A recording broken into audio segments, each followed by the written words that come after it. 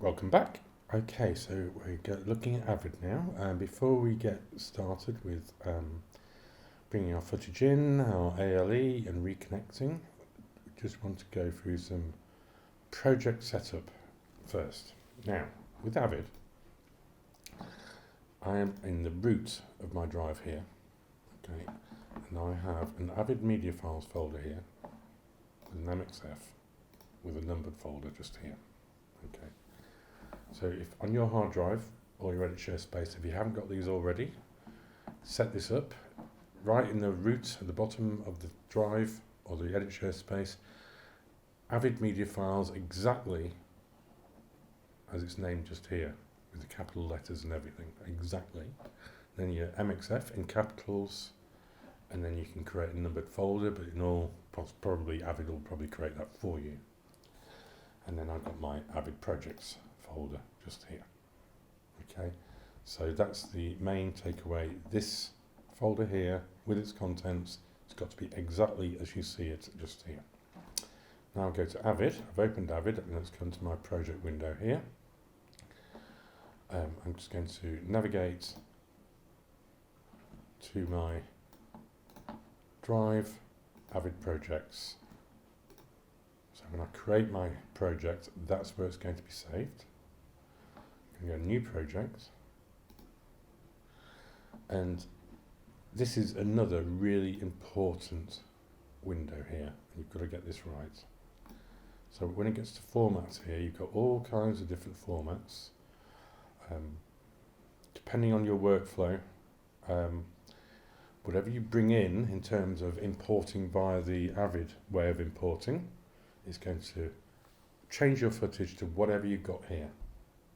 Okay, so if your footage is 25 frames per second and you've got a 24 frames per second project, it's going to convert everything to 24 frames per second. That's it, you may as well give up and go home if that happens.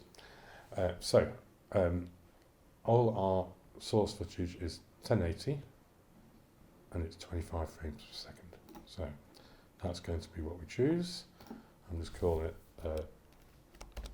my film. I'm going to click OK. And I'm going to select that project. Now if we go back to the Finder, let's see what we've got in Avid projects. We've got my film, and that's a folder. So in Avid land, the folder contains all the information about your project, and you can see all these various files here. The most important file you've got to know about is the .avb, that's the bin.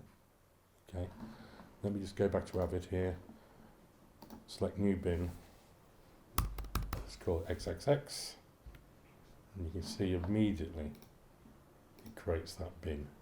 Okay, this is how Avid works and how sharing projects works. So any number of editors can be connected to this project. They're just connected to the folder, and any number of editors can access these bins on different workstations. And they're all connected to via a server to a drive with the Avid media files. If one editor has this bin open, the other editors don't have access to it. And you can see our two bins just here. So I'm going to create a new bin and call it, you guess, day one card 1. And you can see that bin just there. Okay. So we set up the project correctly. It's got the same resolution and frame rate as our proxies, and we can start to get to work. So I'm just going to close down these other bins, don't need those. I'm going to actually go ahead and delete those. So I've just got the one bin here. Now there's my bin. I can think about bringing in my proxy files. Now, if we go to proxies here, we've got the Avid, we've got day one card 1. Where these are located is no good. Avid will not be able to read those because it needs to have them in the root of the drive, so separate from your main folder in your Avid media files. Okay, we'll do that in a second. But first, let's bring the ALE in. So here's my ALE, and I'm just going to drag it and drop it into this bin.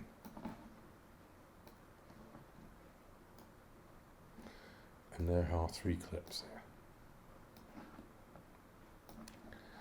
there. And in Avid land, the real number is called tape number. And you can see this column here. So in setting up the correct column in Resolve,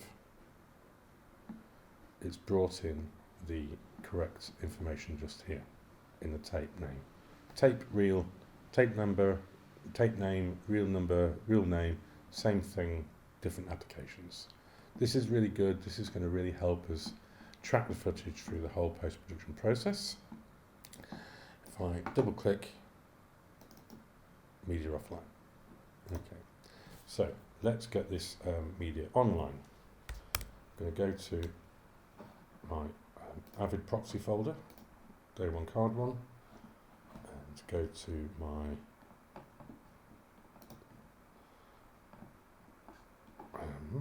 come on. Need to go to the root of the drive, Avid media files, MXF. We've got a folder called 1 there. So you can create your own numbered folders, but I'm just going to drop them into this folder.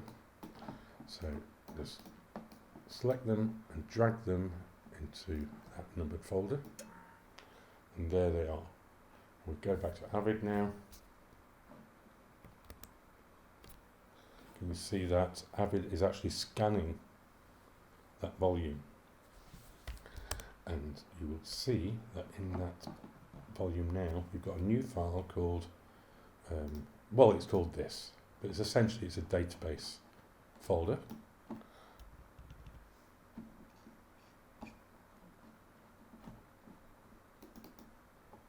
Bear with. This, each one of these numbered folders has this, and essentially it's a tracking file for all the media that's in here. Again, this is one of the reasons why Avid can be used by really large-scale projects, films, TV, things like that, where there needs to be really strong asset management. It's all a bit of a mystery to editors, but this little MDB file here is essentially telling Avid what is in this folder. Right, and now go back to Avid again. Still offline. So now, with the clips in the right folder, I can select these Avid clips. Right click, go to relink. So this relink window here is developed over a number of years and is incredibly complicated. But in this particular case, in this particular workflow, we should just have to unselect relink only media to current project and click OK. And there we are, we reconnected.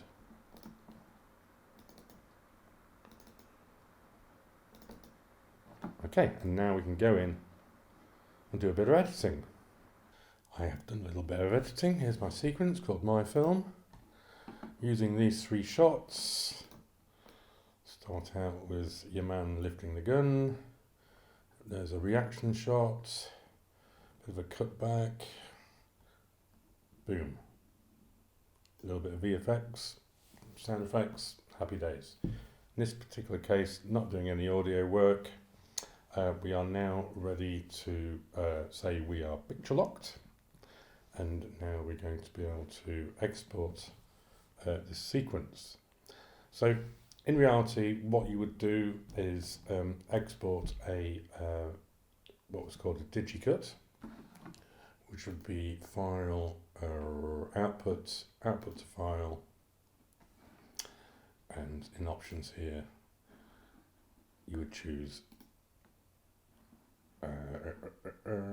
what would you choose? QuickTime reference, QuickTime movie, same as source. Okay, but we'll do that as a separate process nearer the time. But for the transfer to DaVinci Resolve, what we need is something called a .aaf file, which will describe this timeline and allow you to recreate it back in DaVinci Resolve. So, going to go File, Output, Output to File, go to Options, make sure AAF is selected.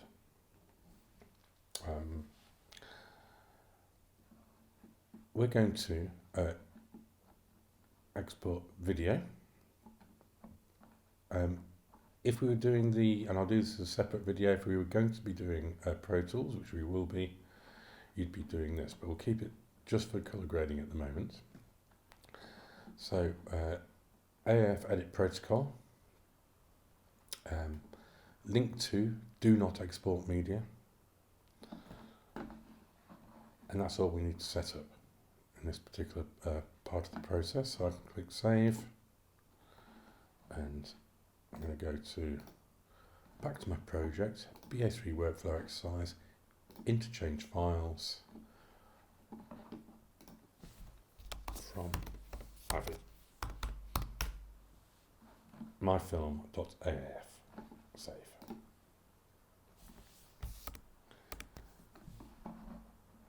Interchange files from Avid. Okay, so that's what we're going to be taking to DaVinci Resolve. So I'll see you in the next